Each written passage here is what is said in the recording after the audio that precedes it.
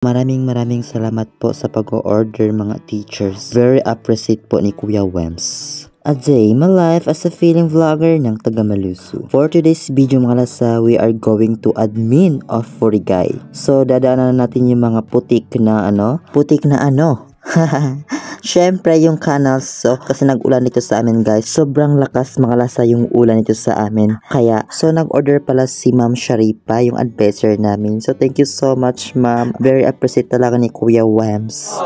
So malapit na tayo mga lasa, paparating. So ayan mga lasa, binuksan ko na yung pintuan. So shout out pala kay Sir Frederick Banot, siya po yung nag-video sa akin mga lasa. Very support niya talaga sa akin mga lasa. Hindi ko talaga makakalimutan yung kabaitan mo sir, super. So shout out pala sa mga teachers dito. Thank you so much for love and support me mga lasa. Gusto ko lang sabihin mga lasa, ang business na po ito, hindi po sa aking puhunan mga lasa. Ang percento lang po yung sa akin. Kaya support lang mga lasa for my videos. Kung ano man yung mga pinapost ko. Thank you so much for like and share mga lasa. I'm so proud of my followers and support me.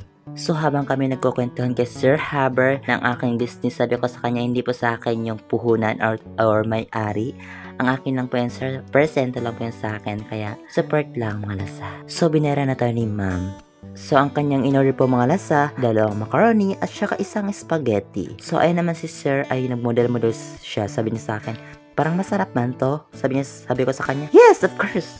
Ay, bongga ka man, Wems. So, pagkatapos ko ng mga lasa, umuwi na po ako mga lasa. Tignan nyo naman ang lakas ng ulan mga lasa. Siyempre, naiwan ko yung cellphone ko. So, dali-dali ko kinuha yung cellphone ko kasi wala akong taga videos. Thank you so much.